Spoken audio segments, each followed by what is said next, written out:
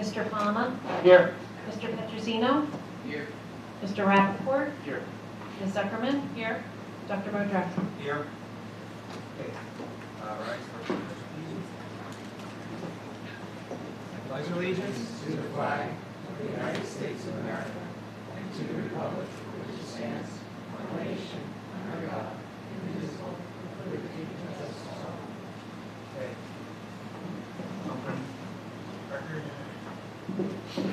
New Jersey Open Public Meeting Law was enacted to ensure the right of the public to have advance notice of and to attend meetings of public bodies at which any business affecting their interests is discussed or acted upon.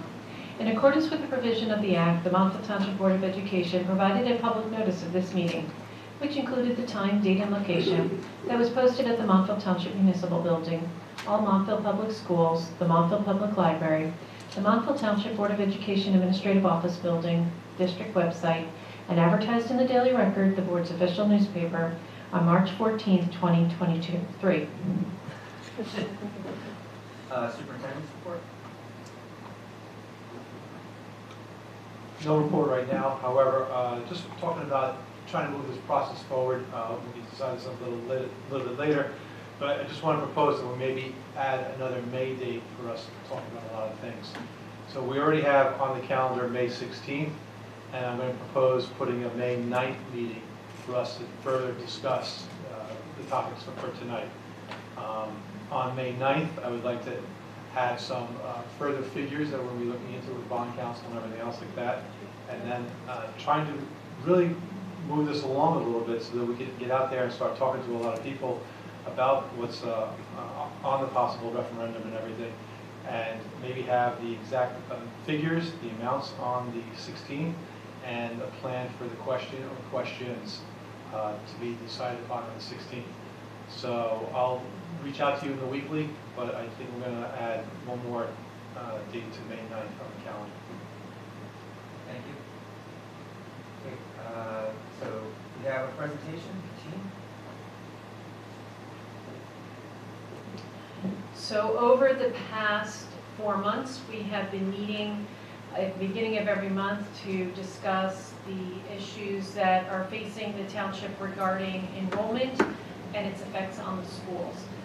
We have already heard from the district's demographer regarding projected enrollment through the 26-27 school year. We've heard from the district's architects regarding possible solutions for the overcrowding that will come from that demographic report. Tonight, we have with us bond counsel, who will talk about the legal aspects of a referendum and what is involved in that, and then the finance team to discuss what's going on in the markets right now and how the process of issuing bonds actually occurs. So I am going to begin by introducing Tony Solominen, who is from Willens, and he is going to talk to you about the legal aspects of the referendum. Good evening, everyone. I'm CT San Tony Solominen. I'm from the law firm of Montville Township. I'm here with my associate, LaSalle Tavernier, as well.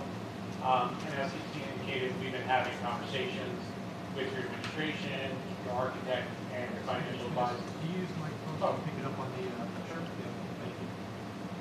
I know we can hear you fine. Sure, no problem.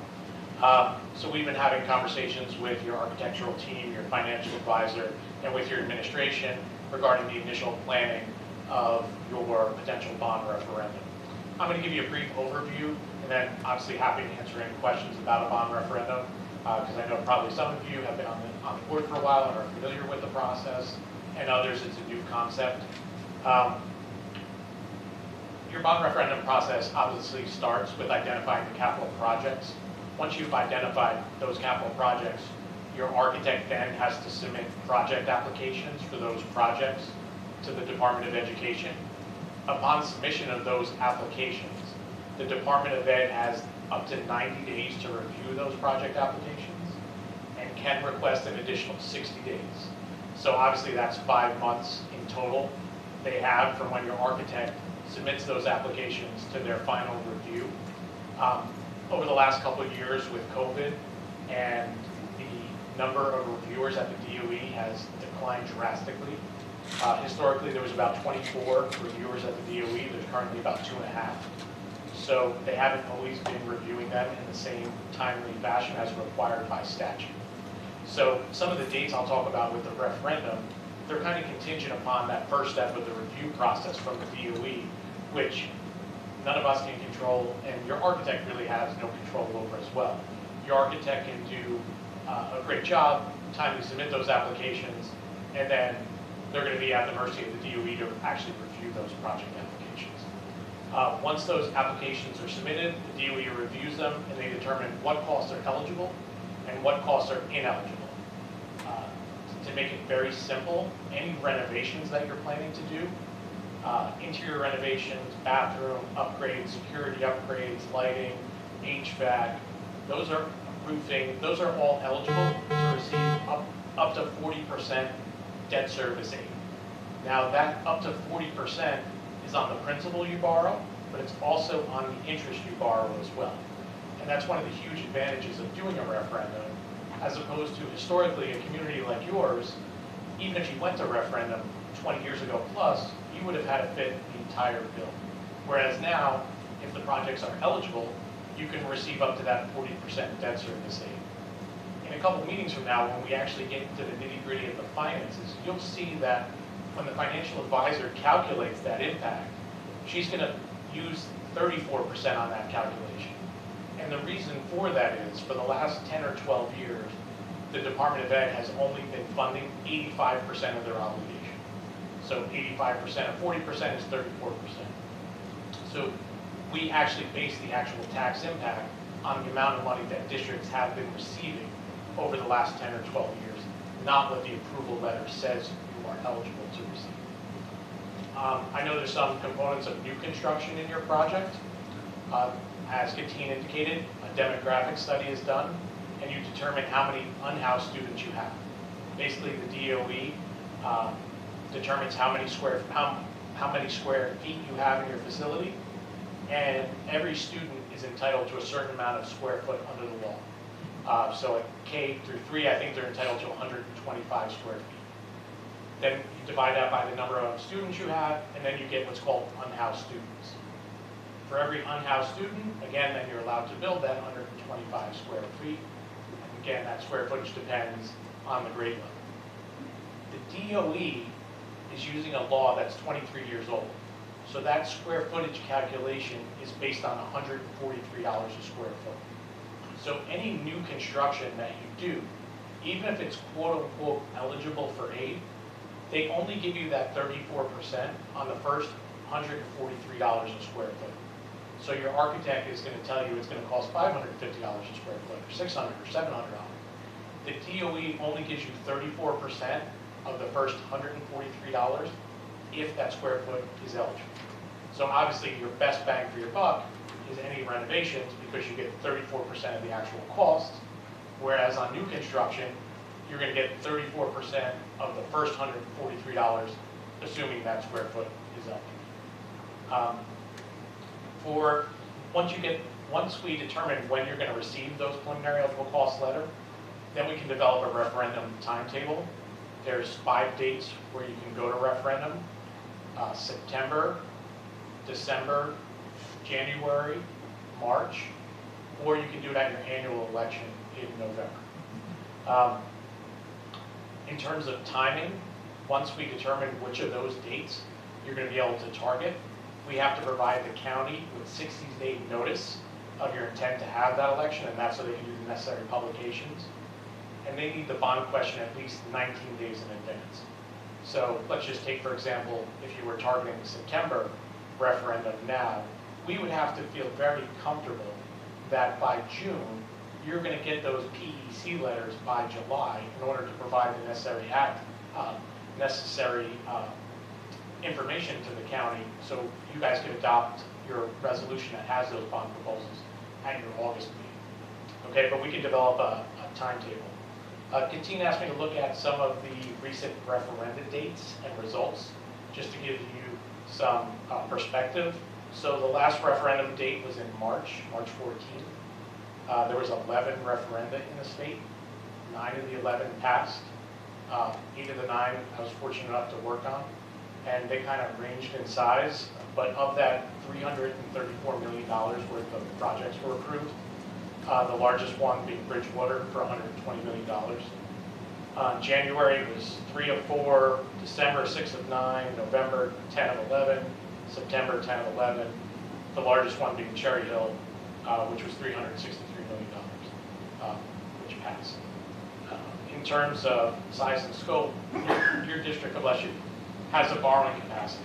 Your current borrowing capacity, and that's based on your average equalized value, you're allowed to borrow up to $185 million based on the size of your community, its ratables, and based on your amount of outstanding debt.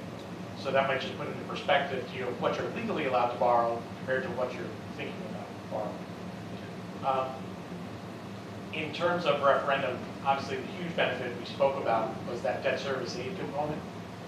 If you pay for anything out of your general fund or out of your capital reserve, the taxpayers of your community foot the bill 100% where you get the debt service aid. Also, I'll let Danielle talk about borrowing rates now, which are still historically right around an average range. Huge benefit to the school district. You guys just went through your budget process. Any of these items that you can get approved in a referendum, the cost, the upkeep, etc., are going to now be taken away from your general fund budget and put in your debt service budget. So if you've been putting money, to fix a problem year after year after year, but now you can actually permanently fix the problem, that'll hopefully free up some money in your general fund because now you can fix it by paying for it out of your debt service fund. And one of the largest advantages where you and I might not think about in our own personal lives is here we finance these assets over the useful life. So anybody that's going to move into your community over the next 25 years is going to pay their equal share of using the benefits and improvements that are made. Whereas you and I in our own personal lives, we might not like that. We might want to pay for everything right away. Where here, it makes sense. Everybody's going to use that asset over the next 25 years. Why put that burden completely on the taxpayers that live here now? Let everyone that's going to use that asset over the useful life pay their fair share. I know I provided referendum 101 in 6.5 minutes, but I'm happy to answer any questions, anything I didn't cover, anything you want more depth. I'm more than happy. Yeah, I mean, in the event that they don't do the review within I think it was 3 months plus 2 months, what happens? Unfortunately, we're kind of at their mercy, and we have to wait for their approval in order to proceed, because I write the bond questions based on those approvals. So without receiving those approvals, I can't structure the bond question. Therefore, you guys can't adopt it. You can't send it to the voters. So unfortunately, we're kind of at their mercy too. So once your architect submits those project applications, they get assigned a number, and they'll be able to, depending on who the reviewer is, have conversations with that reviewer and kind of gauge when they're comfortable when those project approvals are. Also, is there any remedy if the state only does the 34% instead of the 40 they said they're going to? So unfortunately, the debt service aid is subject to annual appropriation. So even though they've said that you're eligible to receive up to 40%, every year the legislature has to appropriate that money as part of the budget. So it's subject to annual state appropriation. So unfortunately, there is no remedy. The letter basically says you're eligible to receive up to 40%, but every year the legislature allocates money as a. And 34 has been the average? So this law has been in effect since 2000 and 2001. The first 12 years they fully funded at 100%, and the last 12 it's been 85%. So that's why when we work with your financial advisor and your administration, we've been doing it at 34%, because over the last 12 years, that's what the state has been appropriating. I have 2 questions. One is, you mentioned the 5 different times when you can have a referendum and different success rates. Have you had any indication that a certain time is better, or is it just according to kind of when things fall into place with the districts? So I think that's a great question, and historically, the answer was always September, December was always the best. And the theory was September, everybody's kind of coming back to school. Your superintendents welcome everybody back to school nights. It's a good way to educate the parents. Everyone's excited about school. Same thing with the holidays. People are in the holiday spirit. Then when I worked with one firm that actually dug into the data, and the success rates were pretty similar at each election date. And, out of the last 50, I probably worked on 40 of these referendum. And they pass or fail based on the projects. And they pass or fail based on, I had one district where the board was not unanimous going forward. At the first meeting, I could have told them that it was going to fail because how is the community going to buy in if the board does not buy in? So I knew that was going to fail. There's others that the tax impact was enormous for that size community. It just wasn't realistic. So it's kind of the scope of the project, more the planning, the messaging, the board. If everyone is on board with the projects, it's a well thought out plan, it's reasonable economic impact for the community, they pass. So it's really, I think it has less to do with the date and more to do with the actual projects and needs. Right. There seems to be a very big swing between the improvements versus new construction. So in our town, for a house, if you, as long as you keep the chimney up, you can tear everything else down and rebuild it, still considered an improvement, not new construction. What is the rules for schools? Sure. That's a great question. So if you had, let's just take this media center because we're here. If you took this media center now and divided up into 5 classrooms, because you need 5 classrooms, that's renovation. If you now build out new cinder blocks, new square footage outside, that's new construction. Anything interior within the building, anytime you add 1 square foot outside, that is new construction. If you did it in here, divided this up and made this 5 classrooms, and you said we don't want a media center anymore, that becomes renovation. What about adding a second floor? Is that New inside or construction. outside? New construction. Any new space.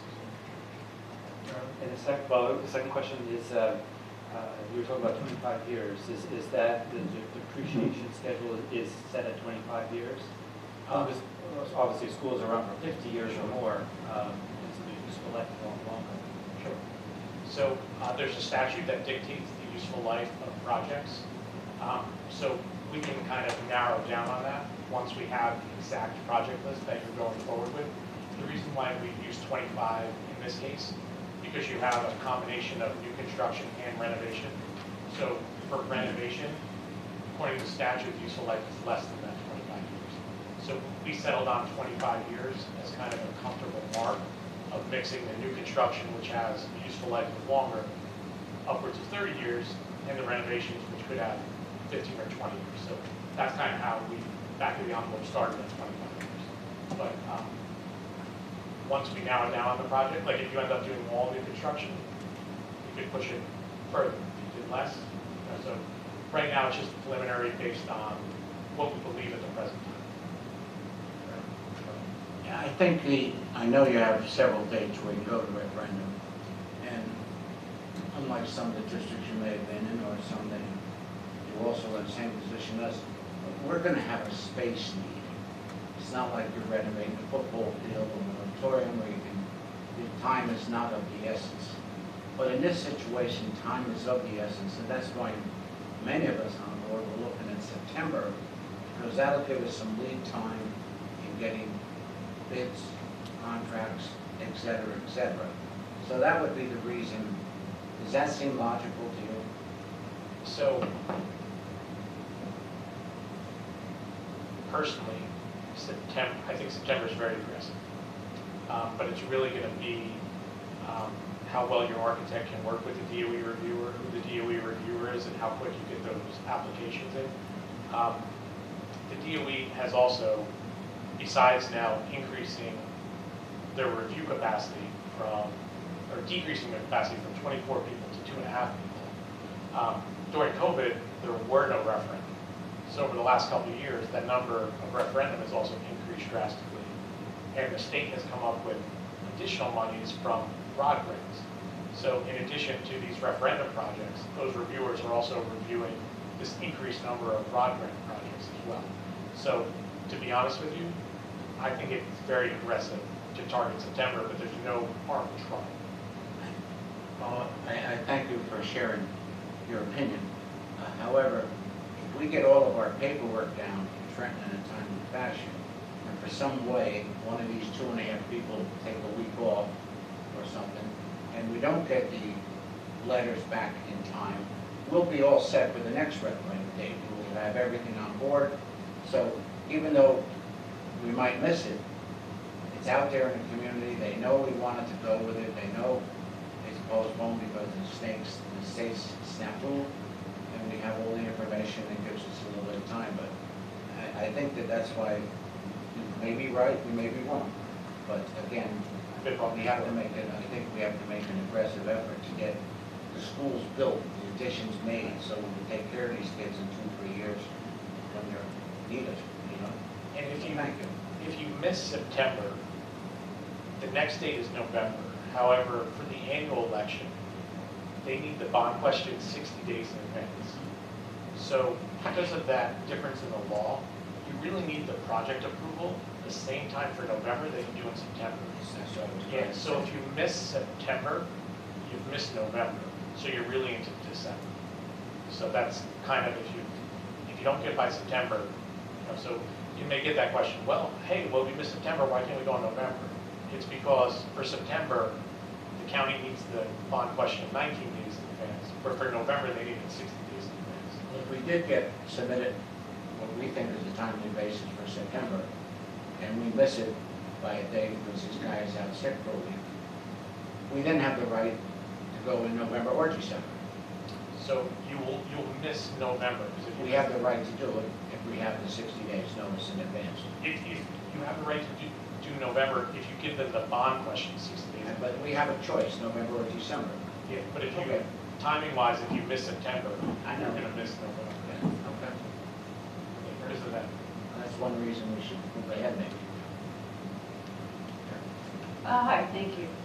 You mentioned earlier that annually the state reviews the appropriations, and it's 85%, it looks like it's 85% and 40% or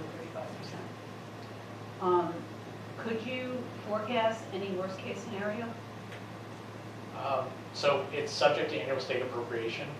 The only thing that I will say from a political, obviously not legal standpoint, but there's billions of dollars worth of school debt that's been authorized based on these, just in the last year, there's been 60 school referendum across the state, and people have been issuing bonds under this law for the last 20 years and requesting debt service aid probably for the last 10 or 15 years. So I think politically, it would be very difficult to go from 85% to 0%. I mean, could it happen? Sure, but politically it would cause an economic disaster for districts throughout the state. I think it helps our sense of confidence going forward, that the money will in fact be there. Yeah, I assume you've looked at our projects that are proposed. Would you say those are definitely new construction?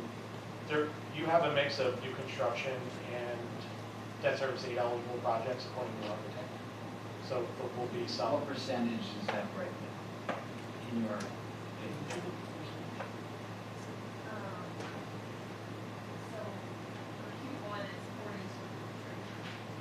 Hi, Danielle Marino, Phoenix Advisors, Municipal Advisor to the Board. Q1 is about 42.1 million, 18 million is eligible. Q2, from these preliminary numbers, 16.9 is the total question, 16.2 is eligible. And for Q3, which is all cafeteria additions, 10.8 million, none is projected to be eligible.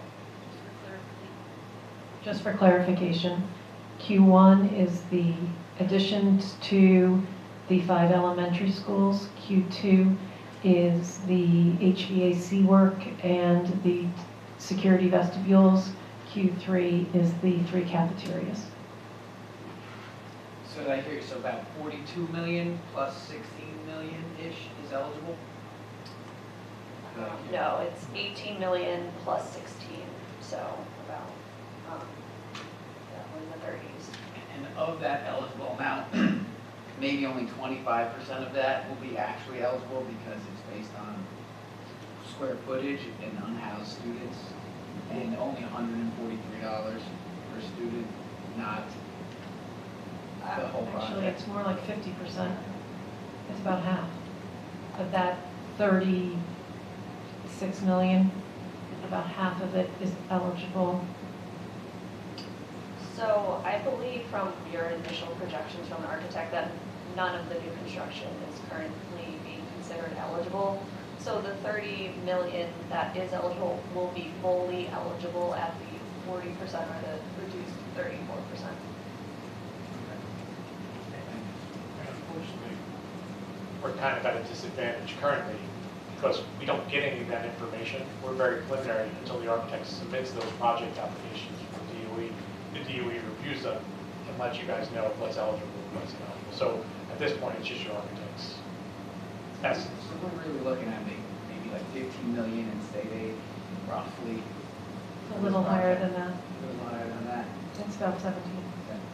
And we are applying for the cafeterias to be higher. You know, hopefully, we will be using that as instructional space as well, so the application is that something we might get some adjustment there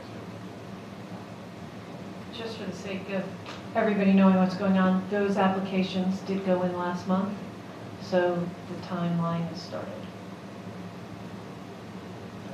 John, do you have anything else? No? I may have not, right? Yeah, so just go back, I guess maybe I'm just not understanding this. The cafeterias, you're saying, new construction not eligible, right? The, say Hilldale, we've got new classrooms there, it's new construction coming outside, right? But that's eligible?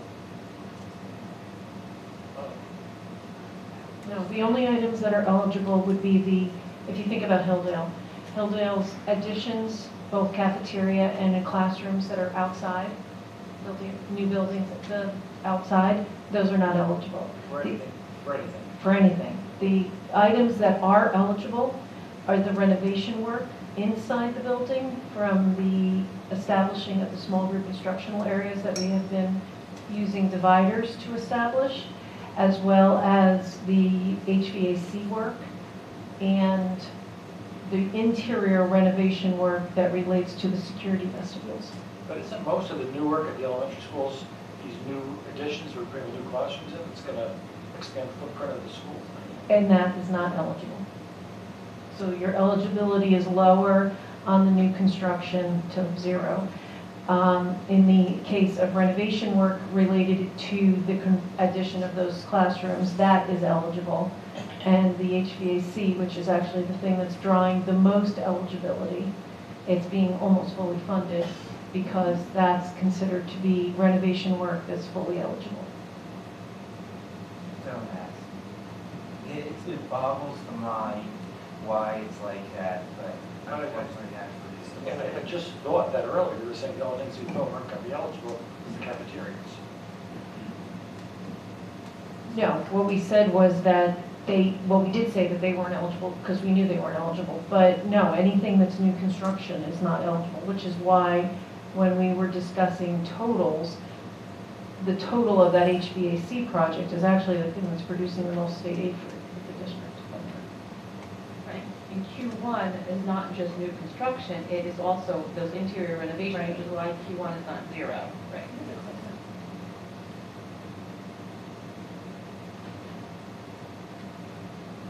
So this is Cedar Hill.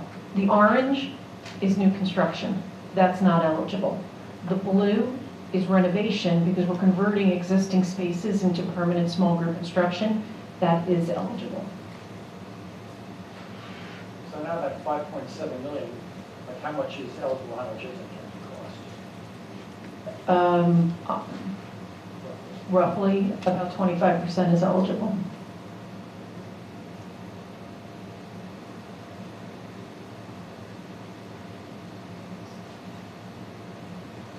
Correction, 15% is eligible. And the the idea that the May 9th meeting, we're going to actually have all these numbers in writing to be able to communicate, right? Correct.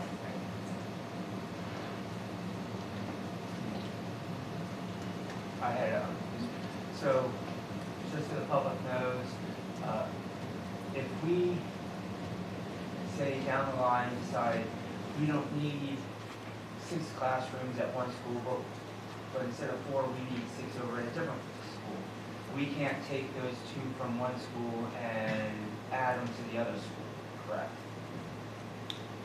So basically, what our projects that we send down are the projects and we can't change them. Yes, so the projects that you send down are the projects that you are obligated to do once the voters approve it, with some caveats. The plans that your architect have submitted down, they're initial schematics, so they're 10, 15% schematic drawings at this point. Once they actually get into design and development, projects change, so there is, it might not look exactly like that, because once they get into it, they might say, I'm making something up, but there's a problem with putting the small group construction here because we found there's piping or whatever, so we're going to move that small group construction. But we're still going to provide the small group construction, it's just not going to be in that space, it might be somewhere else. Because then they're actually going to do their due diligence, do all the engineering, but you're not paying for that now. So, yes, it should mostly look like this, but it may change based on funds. And what happens if, when these projects start coming online in town, these large developments, we don't get the number of students that we're expecting, and therefore we don't need to continue the building that we thought we were going to need? Can we just not borrow the money? What happens? Do we have to borrow that money, or can we just not borrow it? So by law, once the voters vote on it, you're required to deliver that project, except case law has determined that if there's a change in circumstance, then you would be in a position where you could then not go through with the project. So again, hypothetical, but if you're building this new space based on a 100-unit housing development, the referendum gets approved, and all of a sudden the housing development goes away, and now you don't need the space, well, someone would be hard-pressed to challenge you to borrow the money to legally go through with it. But if you had a new board that's elected or what have you, that's not a change in circumstance. There has to be a factual change in circumstance, which would then change the reason for doing the underlying project. Would a change in projection of students be enough of a change in circumstance? I think you're probably talking in degrees, and I don't know if, again, I don't know this full scope of your project, but if you're only talking about adding a classroom or 2 at each school, and your projections come in 10, 15%, I don't know if that would rise the level of a change in circumstance. I think it would have to be pretty substantial, because you guys as school district representatives have to go to the voters to have them authorize the project. So it'd be hard pressed for a judge then to overturn the will of the voters unless there was a substantial reason to do so. Any other questions? Could a question be phrased such that projects aren't, this is a question for everybody really, if projects aren't completed, with the projections aren't there, and we can potentially phrase a question in a way. Tony, if there was that 10% variance on the amount of students coming out of one of these developments, the board would still have to build the number of classrooms it originally proposed in the information it sent down to Trent. I'm going to say qualified, yes. Again, it depends on degree, and it depends on if you're talking about a 10% to one small community at one small school district, at one actual building within your district, I don't think that would rise to the level. But after you design the project and you're supposed to put 4 classrooms on, if all of a sudden the public's not voting on 4 classrooms, the public's voting on an addition. So you might find out it makes more sense when you actually go to design the project that you need 3 classrooms and a small group instruction space, or you need 2 classrooms and a small group instruction space. So right now, under your knowledge, you're going to design 4 classrooms. And if that were to occur, that we were to go out to bid, in the process of going out to bid, we designed it not for 4 classrooms, but 3 classrooms and 2 small group instructions, and as a result, the bids came in lower than estimated. We would have the ability to then take the funds that were not spent and apply them to future debt service. Sure, so what happens is you're not allowed to spend $1 more than is approved by the voters. It's actually a criminal offense, and Katine, I'm sure, would look nice in orange, but we don't want to have that happen. So you're not allowed to spend, even if it's from monies you currently have on hand, you're still not allowed to spend $1 more than is approved by the voters. Anything that comes in less, once the project is deemed complete, according to the regulations, you have to return that money to the taxpayers. And the way that's returned to the taxpayers is you have to pay the principal off as fast as possible. So it's a safeguard in place for the public to make sure that you're not spending more than you promised, and anything less has to go back and be returned to the taxpayers. That's why when you speak to your architect about the project, they put escalation in, that's why they put contingencies in, to make sure there's enough money to complete the project, and hopefully you come in under budget.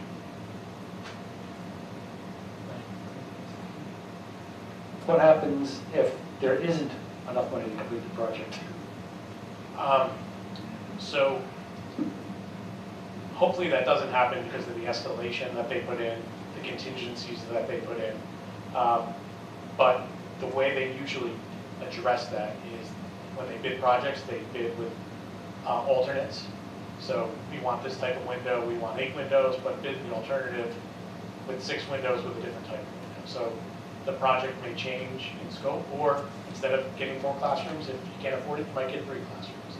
So you still have to substantially deliver the project that you promised to the taxpayers, but you have a very good architect that's done a ton of school projects, so my guess is that they plan accordingly, conservative enough. There's questions that come up about our confidence in these projections we have, because I do feel like we did a lot of due diligence and spent a lot of time to try to get it as right as possible. In your experience, have you ever seen it happen where additions or projects like of this have been approved based on this type of projection, this type of analysis, the demographic studies, and where it hasn't come to fruition? Is that something that typically happens, or if something, you know what I mean? Are you talking about the project cost, or? Or, I mean, has it been where, I mean, like I said, I feel like we've done and had the right resources and experts to tell us that this is truly an issue, which is why we're having this discussion. So now this, if coming up, if it doesn't truly, come into play, has that been something that you've seen happen where communities have been like, oh, we didn't really need this, or isn't that not that common, I guess? I would say it's not that common, but like with COVID, the last couple of years, that kind of flipped everything on its head. Every project was coming in way under budget for years. And then all of a sudden COVID came, inflation, supply chains, et cetera. That's, all those factors sent construction into a tizzy for a while. And also too, with COVID, a lot of people sent their kids to private school or what have you. So things change, things happen. Obviously none of us can plan for every contingency, but like you said, you do your due diligence. You hire the right professionals to do the correct studies, to do the planning, to look at your facilities. You develop the best plan you can with your administration, and that's what you do. I just wanted to highlight the email that I had sent out to the board regarding how the architects had developed the final sets of numbers and the different types of escalations that they had included in that based on the bids that they had opened over the past year. And that included many of these factors that are being spoken of.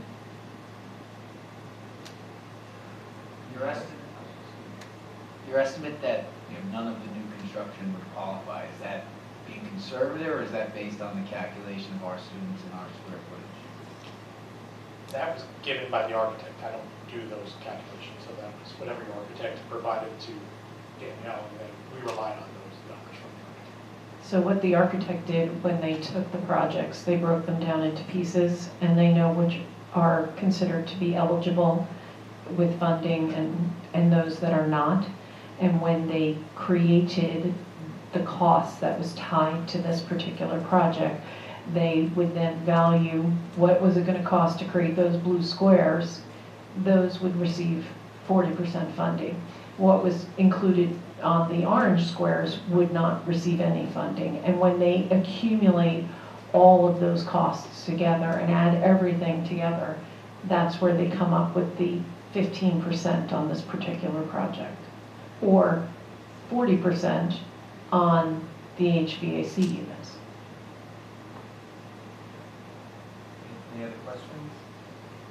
Okay, thank you very much for coming tonight. I do appreciate it. I think you've answered quite a number of questions. I'm sure that if you have any other questions, Dr. Gorman will pass them along. Thank you so much. I would like to now introduce Danielle Martino, who is from Phoenix Group, and she's going to discuss what the bond market is doing and how that would impact us. Hi, everyone. So, as we've seen in the past year or so, the Federal Reserve has affected rates, not only with mortgages, but as well with the tax-exempt bonds that the district would issue. So historically, the rates we're at today are at more of an average. Maybe if you've issued bonds in the past couple of years, you might have seen rates go as low as 2% for a project with similar size and similar term. As we discussed, the useful life we're expecting is about 25 years. So what does that mean for a rate today? Based on some similar sales we've had in the past few months, a 25-year sale with a rating similar to one of this district's, which is very high, we expect rates to be around 4% if you were to issue today. However, we're not issuing today. We're issuing within a year, I would say. If you're able to get the referendum into the September date, it'll take approximately 2 months to get into the bond market. So we could expect potentially a November or December date for the sale.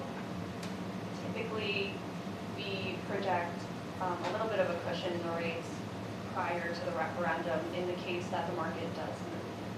So we are currently projecting for a 25-year bond issuance about 4.5%.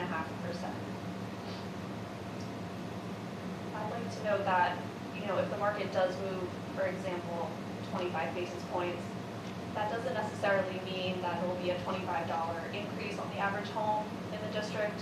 It'll be closer to $5 or $10 likely. So the movement in rates may not adjust the overall tax impact to the extent people may be concerned about. When we structure these bonds, we look at the existing debt of the district. Currently, after the end of this fiscal year, the district will only have the 2018 bonds outstanding. So that was the past referendum. And essentially, the board's debt is relatively flat through the end of the maturity of those bonds, which is 2038. So the way we've structured it is that we would wrap the new debt around these existing bonds so that the overall tax impact does not spike with the existing debt. I also do want to mention that the interest rates are high for the bonds, but unlike in a lot of the recent past years, you haven't been able to really receive any funds from investing the proceeds of the bonds, so that's something that the district can also take advantage of. So typically, we've seen construction periods last for 2 to 3 years. So while the money's sitting there waiting for the architect to spend it, you can invest it and receive up to 4% right now, we've been seeing. So you will get some money from those investments to offset the first few years of the tax impact. Any questions? Do you have to take out all the bonds on day one? Or since we have 5 or 6 schools under construction, do 2 or 3 schools a year, and spread it, start the bond process over a multi-year process, so it just continues to help spread out the cost over a longer time. Yeah, you can certainly issue bonds in separate tranches. I think based on what we've looked at with the district debt, it makes the most sense to issue them all at once. And there are some advantages to issuing them all at once. The market likes to see these larger sizes, and that typically brings in a lower interest rate. There's also a lower cost of issuance. Every time you issue bonds, they're going to have professional fees, a rating fee, our fee, Tony's fee, so that costs more for the district.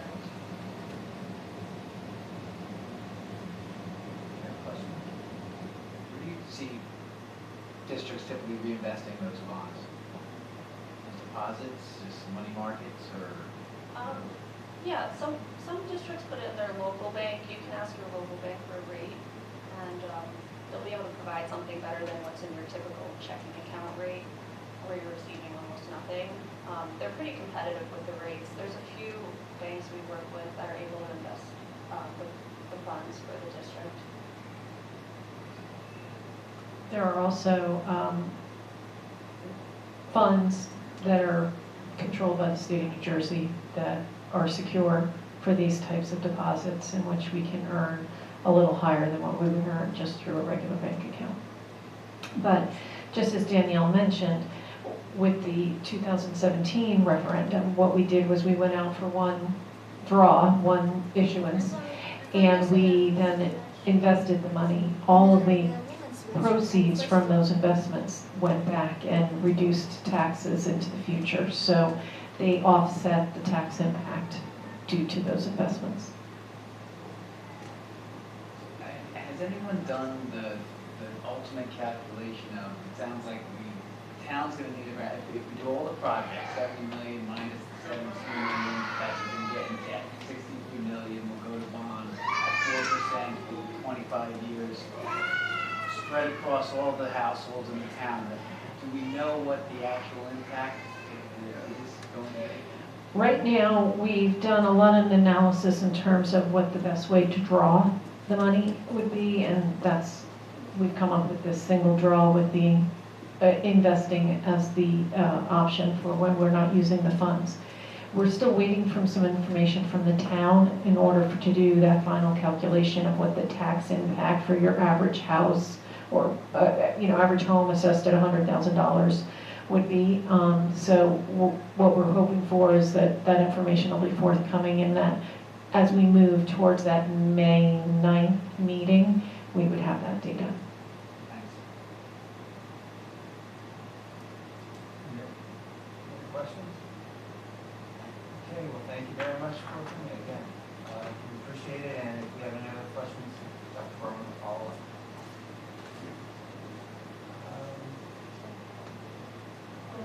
We can follow up. Okay, this is now time for our first public participation section. If you have questions concerning what the presentations you just heard, please come up to the microphone. No questions? Okay. Close public participation. Set a resolution for items J, K, M. You have a motion? Okay, any questions on J? K. In K, we are adopting the preliminary proposed budget. Yes, so you guys may look at this and say, well, didn't we already do this? And yes, you did. On page 4, we had to change one number in that third to be resolved. The number that was changed to is the $389,574. It's the amount of money that we received due to an adjustment from enrollment. Questions on M? No. Okay, roll call. Mr. Grau? Yes. Ms. Zuckerman? Yes. Dr. Cordolino? Yes. Mr. Daughtry? Yes. Mr. Palmer? Yes. Mr. Petrosino? Yes. Mr. Rappaport? Yes. Dr. Modrak? Yes. Do not have a closed session. General board comment, oh, general, So we're definitely on now for the 25th of April is next meeting. And then that does not get my calendar. 25th is a regular meeting. And the one in May is now the 9th and 16th. Correct. And the 25th of April will be the public hearing on the budget. The 9th will be a special meeting for the purpose of doing a follow-up on the referendum, and then the 16th is just a regular voting meeting. Is the 9th at 7 o'clock start, or are we doing 7:30 for everything? When would you like to meet? Well, I don't know, the special meetings are, whenever you tell me. Is 7:30 better? Right, are we causing problems by making these at 7? No, we were happy. 7 o'clock is fine. Fine. Question, at what point does the board vote on this? Well, after they present on the 9th, I would like to present something with the questions, well, one question or 3 questions on the 16th for the vote. I'm sorry, say that again, on the 9th? The 9th, they'll be presenting all the information, and then we should have enough information for the board to make a decision of 1 or up to 3 questions to vote on what they would be doing. So he described a scenario where some board members on that particular board are not completely supportive. Correct. So will you hold your meetings again for any board members that have concerns, your individual Yes. meetings? So, yes, so I'll meet individually, or Ms. Clinton and I can meet with anybody who has questions, and I'll schedule those, yes. Right, it would be important for all board members to feel comfortable with this. Correct. But that would probably, well, I guess we do, well, we'll see what it is. Because I'm wondering, is it just better to wait till the 9th, or actually have them preliminarily? I would suggest talking to everyone beforehand, if I can make sure you answer any questions, get it all out there. Yeah, I do think that's important, but I have a feeling a lot of the questions are going to be based on finances. Sure, so, I mean, I don't mind having multiple. Thank you, Dr. But Barnes. we should also have all our finances, all questions about tax impact by that. The 9th. The 9th, will be answered. Okay.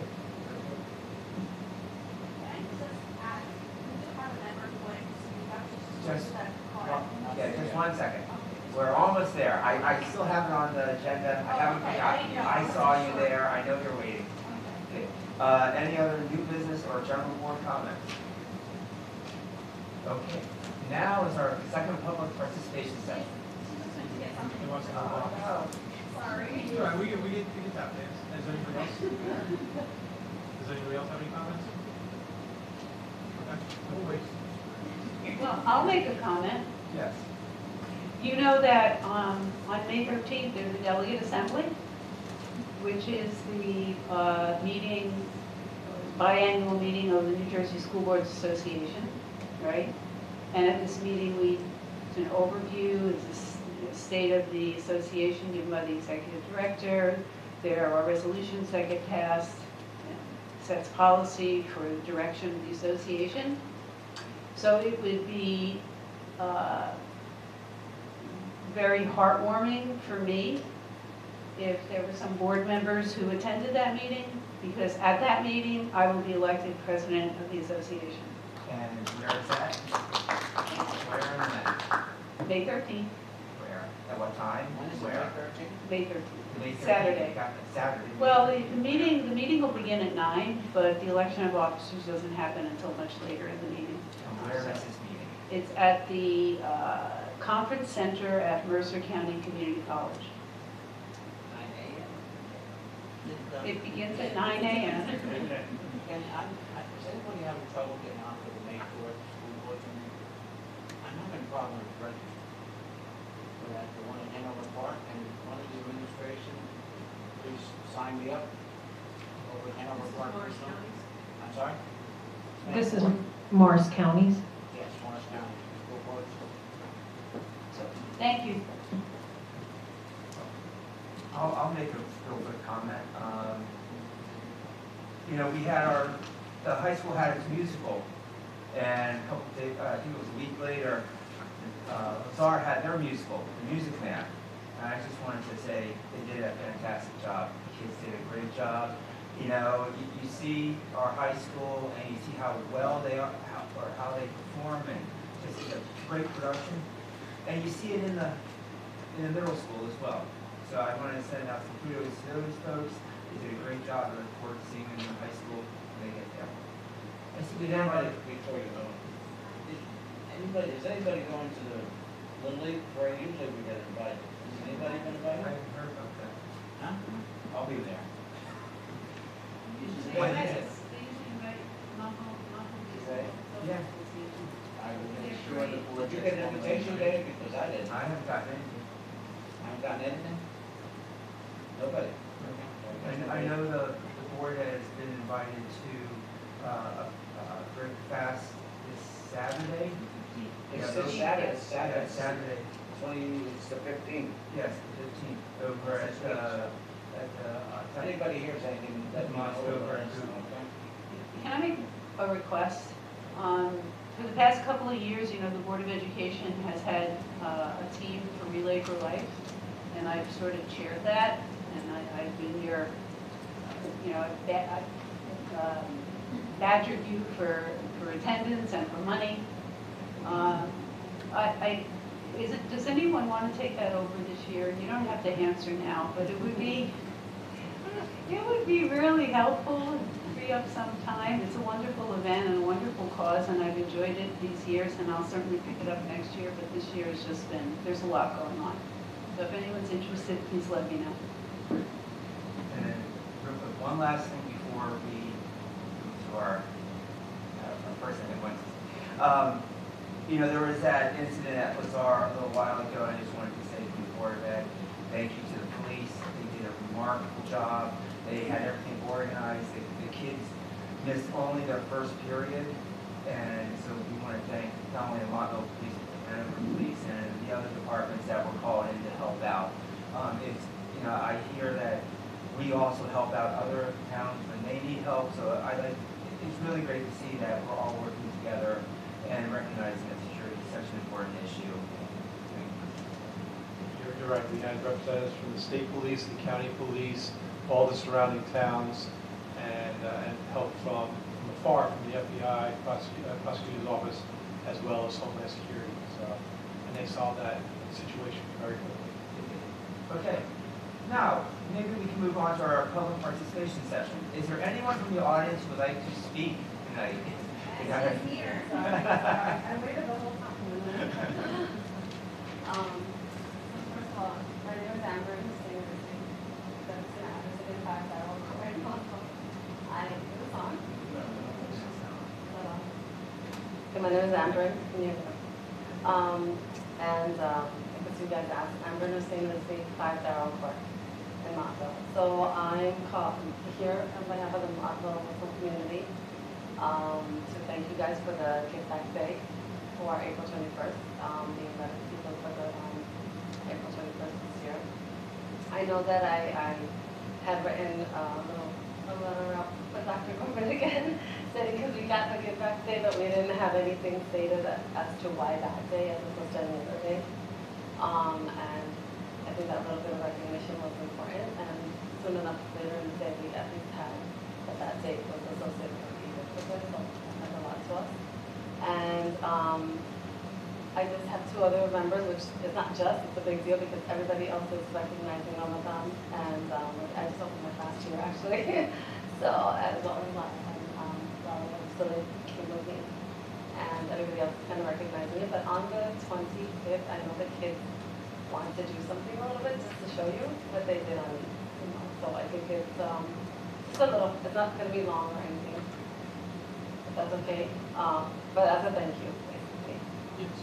So on the 25th, you want to have this? It's an open forum, like if it's an open forum, that should be fine. Just reach out, email me. Sure, I will. I mean, as a, you know, again, if they can get, and that was them saying that, you know, if we can get together to ask for something, then we can get together to also thank you. So, So that was on that. But being that we're here today, I said a little something that one of the other mothers prepared and another something you guys can enjoy. Some of it is traditional, some of it is not traditional, like, cookies. So, yes, and all. Thank you very much. You're welcome. Thank you. And then, yes, there is that, on Saturday is the interfaith opening of the class, so I'm going to make it, that'd be great. I actually wasn't able to make it, but I just requested to roll out, so hopefully. So, all right, thank you. Thank you very much. You're welcome.